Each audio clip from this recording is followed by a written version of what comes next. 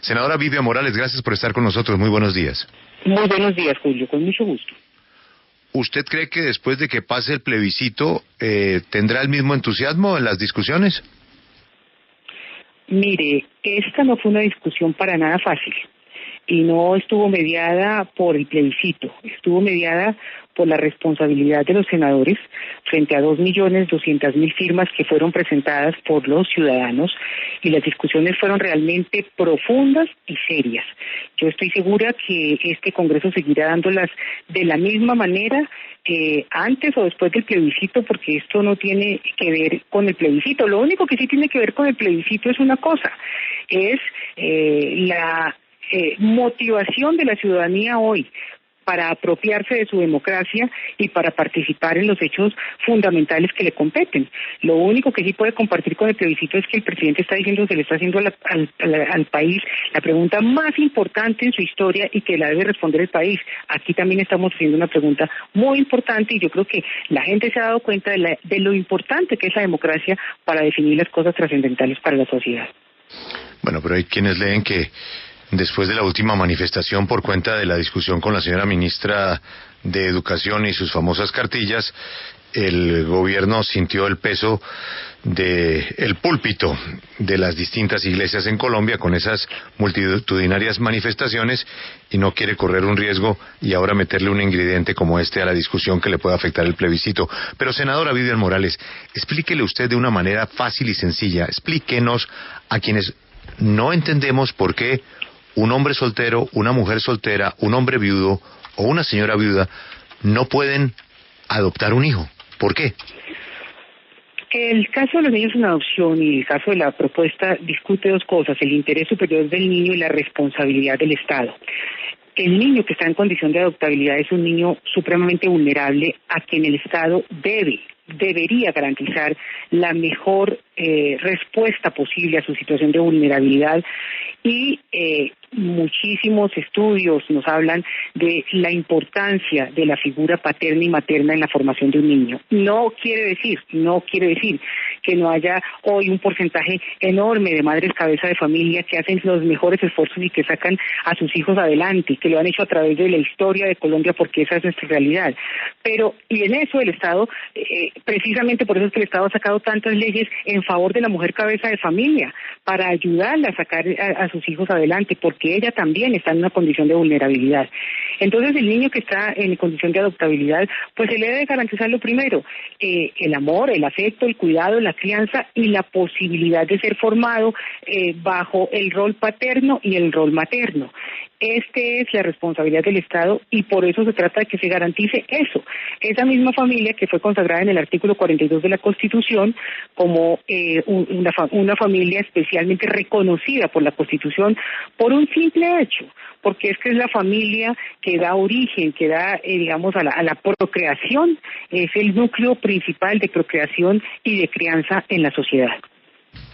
Senadora, pero su idea, cuando la conocimos, era un referendo para preguntar por la adopción en parejas del mismo sexo, pero terminó incluyéndose a los solteros. ¿No se convierte el referendo en un uso de este mecanismo para un tema de interés personal, senadora?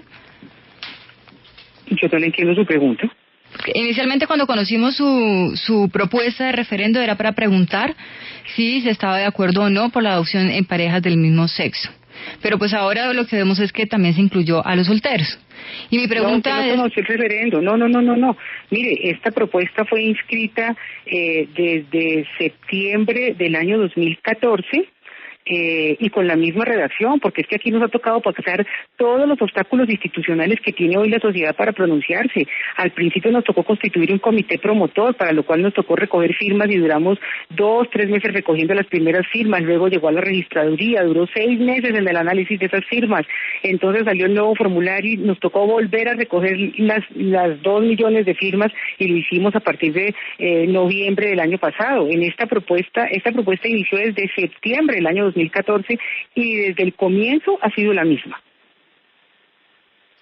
Senadora, tengo una curiosidad que reitero junto a la del señor Barón Cotrino. Es decir, si los legisladores tienen la representación popular, si la Corte ha aprobado, ¿por qué se lleva a referendo algo que tienen ustedes la obligación y el derecho de resolver?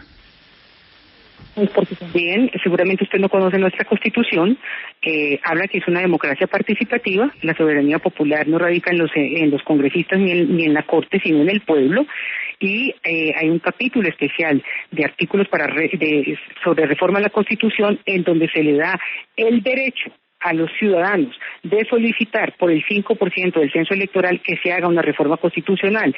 Es decir, se le da la última palabra al pueblo, por encima del Congreso y por encima de la Corte. Aquí estamos en un claro caso, en donde ha habido, digamos, un enfrentamiento, en donde ha habido una interpretación de la Corte que va más allá de lo que dice la Constitución. Y la Constitución es del pueblo. Entonces, el pueblo es el que pide que le dejen pronunciarse. La Corte dice que habla en nombre de la sociedad. Entonces, ¿por qué no dejan a la sociedad que no hable en su nombre, sino que ella hable para que dirima este conflicto que ha venido dándose en los últimos años sobre los temas de familia? Entiendo, por tanto, senadora, que a partir de este momento todos los asuntos que no estén vetados por el sistema de referendo, cualquiera recoge firmas y puede llevarlos a referendo. A partir de este momento se produce un esquema similar al de Suiza. Cualquiera no. Recoger 2.500.000 firmas que pasen luego por el examen de la registraduría no lo hace cualquiera. Aquí ha habido cientos de personas que han recogido firmas y no han pasado estos, digamos, obstáculos institucionales que se le ponen a la iniciativa ciudadana. Cualquiera no llega, digamos, con esos requisitos a llevar la iniciativa. Es dificilísimo, no es cualquiera. Esto no es una democracia de loquitos. Aquí es muy serio coger 2,5 millones de firmas en la ciudadanía, con unas propuestas que se le presentan a la ciudadanía, luego venir al Congreso, luego pasar 4 debates al Congreso, luego ser aprobado por mayorías absolutas, lo que significa una cosa, que las minorías juegan. Mire, si nosotros ayer hubiéramos tenido 9 votos, y los del no hubieran tenido 2 votos por el no, nuestra propuesta no hubiera pasado. Luego, no es cualquiera, es un debate exigente en donde las minorías tienen un peso extraordinario, porque si el resultado hubiera sido 9 a favor de la propuesta y 2 en contra, hubieran ganado en la minoría. Entonces, no es cualquiera. Luego tiene que salir a la Corte Constitucional y, por último, llegar al pueblo, en donde tiene que salir a votar la 4ª parte del censo electoral y ser aprobado por mayoría absoluta. Ahí lo que se le da es un peso extraordinario a la minoría y a la democracia. Senadora, ayer se cambió la pregunta de este referendo a raíz de una proposición del senador del Partido Conservador, Hernán Andrade, teniendo en cuenta pues que la pregunta, que fue firmada y avalada por cerca de 2.300.000 personas, no es la misma que pasó a segundo debate. ¿Por qué, desde un punto de vista formal, la Corte Constitucional habría de avalar este proyecto? Primero, porque es que no se hizo ninguna modificación que estuviera por fuera de lo que los ciudadanos firmaron. Los ciudadanos firmaron en un formulario hecho por la registraduría, en la cual había una justificación y una exposición. Y en la justificación se decía, a través de la adopción se busca que el Estado le garantice a los niños que no tienen familia el derecho a tener una familia. En la propuesta lo que se introdujo exactamente fue esa parte que decía que no tienen familia, que fue firmado por los ciudadanos en la justificación. Simplemente era una mayor explicación que ya estaba inescindiblemente unido con lo que los ciudadanos firmaron. Eso fue firmado por los ciudadanos, lo presentó así en el formulario avalado por la registraduría y así se radicó también ante el Congreso de la República. Senadora, qué pena, yo le voy a insistir en la otra parte de la pregunta que no pude terminarla por su intervención, y es si no se termina convirtiendo el uso del referendo en un tema de interés y de creencia personal. Lo que se busca es que el referendo permita la manifestación de la ciudadanía, de cuáles intereses personales se hablan. Aquí se hablan de convicciones, de decisiones que quiere hacer la ciudadanía sobre su destino, sobre un eje fundamental de la construcción de la sociedad, que es la familia, y sobre los niños. Yo no le puedo, ¿cuáles intereses? Si usted me dijera cuáles intereses personales está diciendo, yo le puedo contestar, pero es que no le entiendo su pregunta nuevamente. ¿El divorcio debería prohibirse a parejas con hijos menores de 18 años? O sea, niños necesitan papá y mamá, ambos unidos, dice su exposición en la página 12. En la 11 dice que las familias de madres solteras son negativas y peligrosas.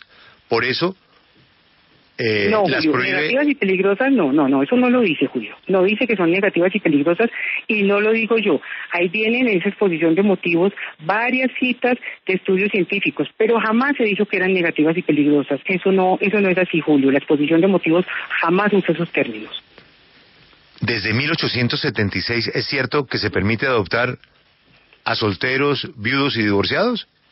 No, desde hace 2000 años en el derecho romano se permitía adoptar a los solteros porque para que transmitieran los títulos de nobleza y las herencias cuando no tenían familia, eso se permitía. La concepción de la adopción cambió en el mundo fue a partir de la Segunda Guerra Mundial, en donde se centró en esa cantidad de niños huérfanos, porque antes la institución de la adopción había sido casi que una institución aristocrática de las élites para poder transmitir sus títulos de nobleza y sus recursos y su dinero y sus herencias.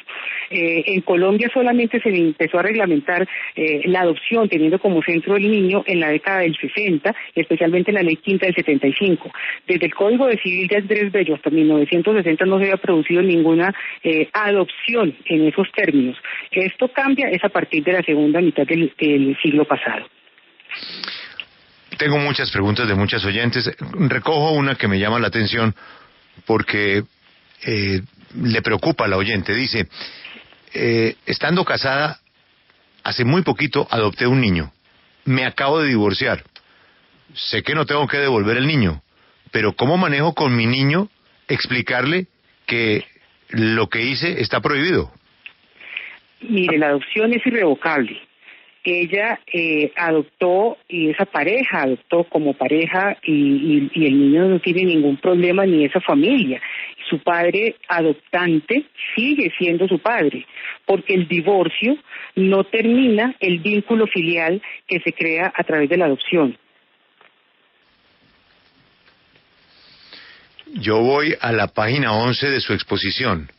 Hijos con tendencia a la drogadicción, depresión, bajo logro educativo, sexualidad precoz y desenfrenada es lo que dice le pasa a los hijos de madre o padre soltera. Eso suena como peligroso y negativo, ¿o no? Pero es que eso no lo dije yo. Ahí hay unas comillas y eso está en un estudio que se cita allí creo que de un psiquiatra o de un psicólogo infantil. En este momento no tengo la exposición de motivos en mi mano, pero si usted mira la cita abajo, no dice Vivian Morales afirma, sino estas son resultados de algunos estudios que se trajeron en esa exposición. Senadora, muchas gracias. Seguiremos atentos al desarrollo de este interesantísimo debate. Feliz mañana. Con mucho gusto, Julio. Que esté muy bien.